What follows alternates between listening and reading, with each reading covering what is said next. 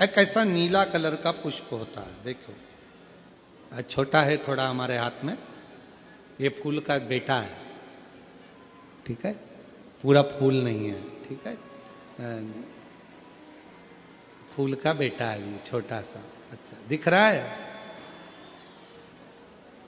काय आस्था वालों दिखाओ तो सही, दिखाओ जरा बाजू में, और थोड़ा सा पास कर दो तो सबको नजर आ जाएगा, ठीक गया? शंख पुष्पी, अपारिजात भी बोला जाता है इसको, ठीक है। हर हर विराजो विराजो। तो एक पुष्प अपन कहते हैं हमारे भगवान देवादिदेव महादेव को, भगवान शंकर को बड़ा प्रिय है ये पुष्प।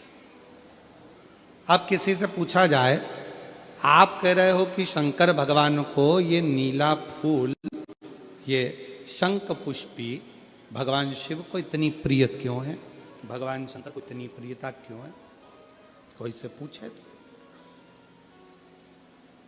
तो वो बताए चाहे ना बताए पर शिव महापुराण का संवाद कर रहे हैं।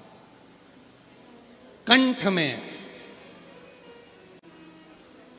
स्वयं मां जगत जननी ने 10 विद्या में से एक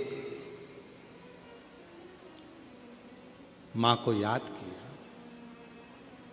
और मां तारा का एक स्वरूप मां सरस्वती के रूप में विराजमान हो गया। कंठ में रहने से विष की तपन के कारण, कंठ में रहने से विष की तपन के कारण उनका स्वरूप नीला पड़ गया,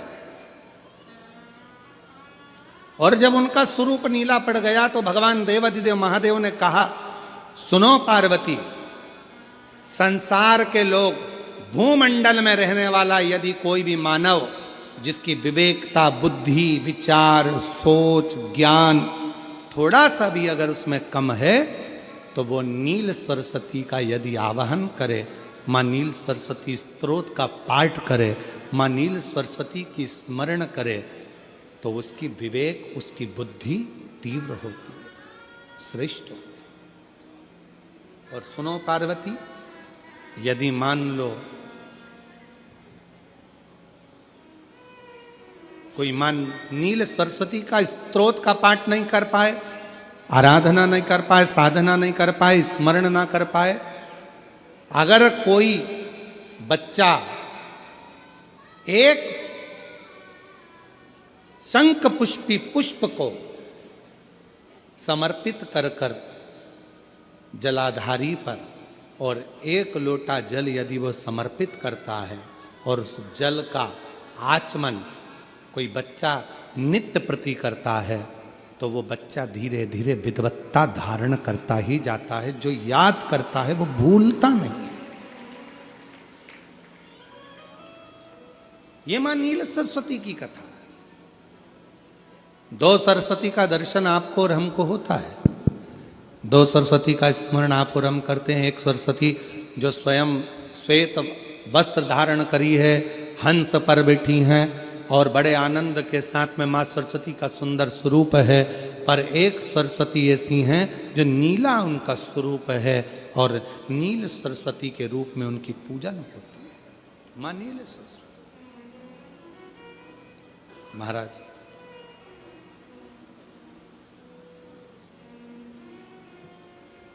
जैसे कोई कोई बच्चे ऐसे होते हैं कि जन्म लेने के बाद में उनकी राल टपकती रहती है, विद्वान नहीं हो पाते, पलंग पर पड़े रहते हैं, पांव हाथ काम नहीं करते हैं, और डॉक्टरों का इलाज चलता रहता है पर वो रिटर्न नहीं आ रहा है। ये इनको बढ़ाओ ना। बच्चों की मुख से राल टपकती रहती है, विद्वत्ता नहीं रहती, माइंड थोड़ा सा कमजोर होता है, और शरीर भी उनका थोड़ा शिथिल रहता है शरीर। तो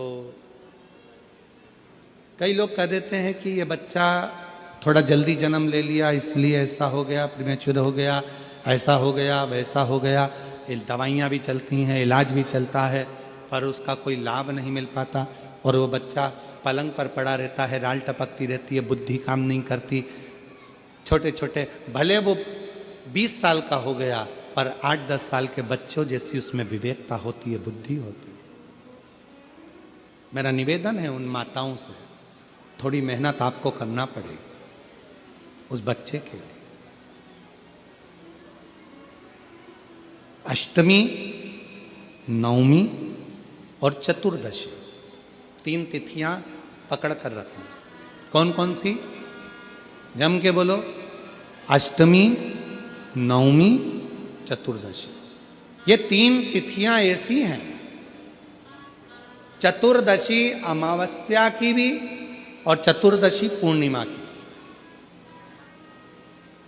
अष्टमी नवमी अमावस्या की भी और अष्टमी नवमी पूर्णिमा की। ये वो तिथियां हैं जिन तिथियों में मां नील सरस्वती का स्तोत्र का पाठ कर कर एक शंख पुष्पी पुष्प, एक अपारिजात का पुष्प जलाधारी पर रखकर 7 बार अगर जल का पात्र से जल चढ़ाया जाए और उसी जल को कटोरी में झेल लिया जाए, उस जल को 3 दिन तक लगातार यदि सुबह दोपहर शाम रोज उस बच्चे को देना चालू करिए, उसके हाथ पैर भी काम करना प्रारंभ करेंगे, उसकी बुद्धि भी काम करना प्रारंभ करेगी।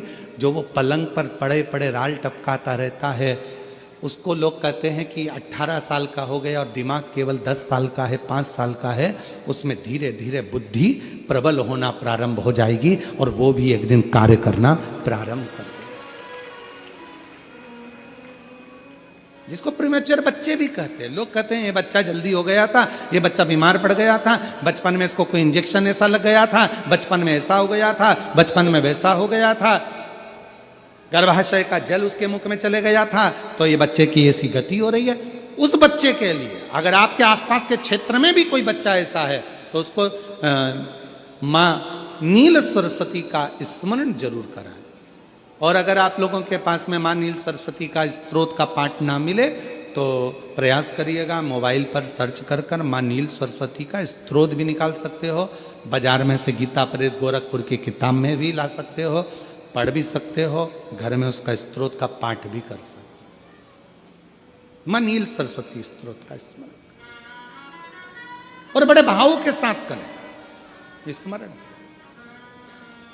और कोई माताएं कह देती हैं, कोई बच्चा कह देता है मम्मी मुझे याद नहीं होता, याद करता हूं परीक्षा हॉल में जाकर भूल जाता हूं, मैं कुछ पढ़ता हूं बाद में जाके भूल जाता हूं, स्मरण में नहीं रहता। तो उनसे भी निवेदन है, आप मां नील पाठ नहीं पढ़ सकते, स्तोत्र नहीं कर सकते, संस्कृत में नहीं पढ़ सकते, तो मां नील सरस्वती के नाम से अष्टमी नवमी और चतुर्दशी के दिन एक शंख पुष्पी पुष्प को, नीला कलर का जो फूल होता है बेल में लगा होता है, जो शिव जी को अति प्रिय होता है, उस पुष्प को आप जलाधारी पर रख दीजिए। जलाधारी जानते हो ना सब लोग, शिवलिंग पर नहीं, जलाधारी पर रख दीजिए और जल चढ़ाना 7 बार प्रारंभ करिए।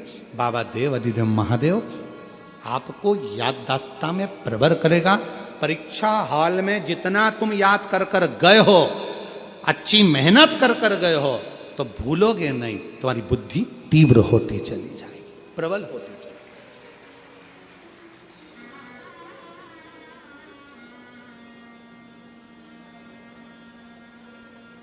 आजकल